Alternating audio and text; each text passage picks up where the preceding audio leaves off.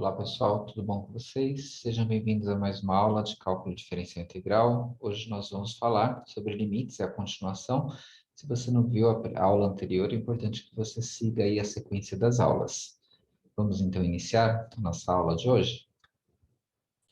Temos aqui a nossa aula número 4, né? Temos as aulas anteriores, essas sequências, as 3 aulas iniciais, além da playlist que traz outros vídeos que não estavam dentro dessa sequência, mas são relacionados a vários temas do cálculo diferencial integral, que alguns que dão base, outros que são propriamente do cálculo diferencial integral, que vocês poderão também consultar na playlist organizada sobre o tema cálculo.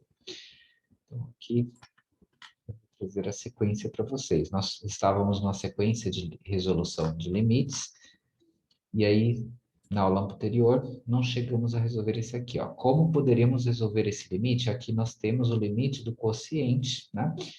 X ao quadrado menos 9, x menos 3, quando x tende a 3. Então, nós temos aqui, primeiro passo, né, como nós vimos na aula anterior, é o processo de substituição, é a primeira tentativa que você vai fazer quando você tentar resolver um limite. Então, x ao quadrado, isso aqui está tendendo a 3, você vai substituir, vai ficar 3 ao quadrado, e aqui x menos 3 vai ficar 3 menos 3. Se você fizer as contas aqui, 3 ao quadrado menos 9, você vai chegar no zero, zero sobre zero. O que seria, né, esse zero sobre zero? O zero sobre zero, no cálculo diferencial integral, é uma indeterminação. Quando você chega nessa indeterminação, você tem algumas possibilidades, algumas técnicas, né? A que nós vamos aplicar hoje aqui é a tentativa de reescrever a nossa função, o limite aqui da função que a gente, né, está trabalhando, de uma outra forma por meio da recomposição aí da estrutura algébrica, né? Vamos ver como funciona, ó. Então, aqui o zero sobre zero, que eu acabei de falar, né? Porque vai ficar 9 menos 9, 3 menos 3. É indeterminação, zero sobre zero. Agora aqui, o que a gente vai fazer? A gente vai recompor essa estrutura algébrica aqui. Quando a gente tem o x ao quadrado menos 9, se você parar para lembrar um pouquinho aí, né, da parte de fatoração, né, de alguns tipos, né, de polinômios, talvez você se lembre, né, que a diferença, né, dos quadrados é a mesma coisa que o produto da diferença pela soma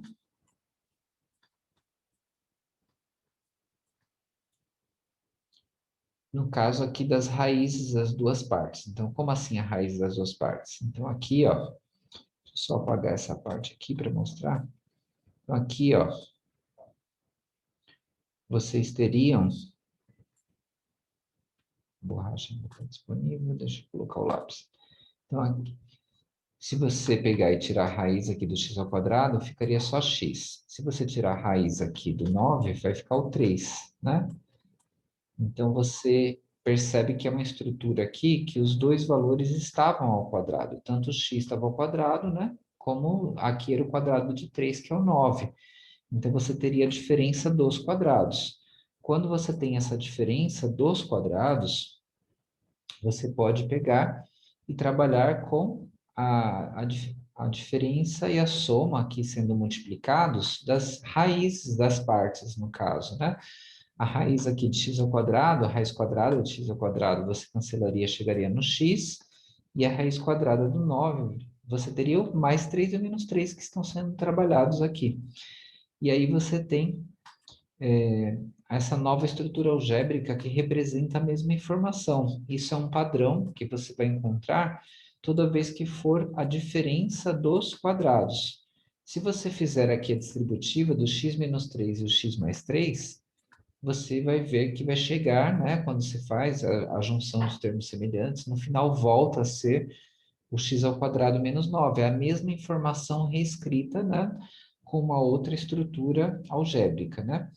E aqui, qual é a vantagem dessa estrutura algébrica? Quando você tem aqui embaixo o x menos 3, a vantagem vai ser, né, na verdade, aí, deixa eu só trocar a cor, o cancelamento, né, que você vai ter do x menos 3 com x menos 3, porque eles estão aqui sendo multiplicados no numerador e na divisão que você tem, né, a mesma informação no seu denominador. E aí você pode fazer o cancelamento, porque são operações opostas, o que está sendo feito aqui, o oposto está aqui embaixo, né, tá? A divisão, e aí você pode fazer esse cancelamento, porque está multiplicando, você está multiplicando em cima e embaixo também, você pode ver assim, nessa perspectiva, considerando que aqui fosse 1, e aí você multiplica a mesma informação em cima e embaixo, você pode fazer o cancelamento, ok? Então, qual a vantagem, né? Você faz o cancelamento, quando você já desmembrou a diferença dos quadrados aqui como sendo a soma, multiplicada pela diferença, né, das raízes aqui das partes dessa estrutura algébrica, dividido pelo x menos 3, você faz o cancelamento. Perdão, aqui, deixa eu só inverter. Você faz o cancelamento aqui do x menos 3, e aí você só sobrou para você o x mais 3. Agora você pode tentar mais uma vez resolver o limite pelo método da substituição. Então, aí fazendo pelo método da substituição, se sobra só o x mais 3, ó. Quando você coloca aqui o x está tendendo a 3, você coloca o 3 aqui, vai ficar 3 mais 3, 6. E aí você consegue chegar no valor do limite, né? Porque essa estrutura algébrica, quando você substituiu o valor do x que está atendendo, não zerou, não ficou 0 sobre 0, não deu uma estrutura que foi determinada como anterior, e aí você conseguiu, por um outro caminho, a solução deste limite. Então, uma das técnicas que você pode usar é decompor, né, fatorar as estruturas algébricas, reescrevê-las, que isso vai facilitar na resolução de alguns limites. Existem outras técnicas que ainda vamos falar, né, nas próximas aulas, mas é importante que você tenha em mente essa e você precisa conhecer algumas estruturas padrões. Uma delas é a que a gente está comentando aqui, que é o quadrado da diferença, né? Perdão, a diferença do quadrado, né? Porque aqui é o quadrado de x e aqui é o quadrado de 3, que é 9. É a mesma coisa que o produto, né, da soma pela diferença desses dois valores que você tirou a raiz do primeiro e do segundo aqui. É uma estrutura padrão e você pode verificar que elas são equivalentes. Se você pegar aqui para fazer a distributiva e fizer a multiplicação e depois juntar os termos semelhantes, você vai ver que voltaria a ser essa estrutura quando você juntasse os termos semelhantes. Então, ela é muito prática, né? Essa informação, essa relação que existe entre a diferença dos quadrados, que é igual ao produto da soma pela diferença e ajuda bastante aqui nos limites. Então, ficamos aqui nessa aula. Na próxima aula, trago mais informações sobre limites para vocês. Um forte abraço a todos e até a próxima.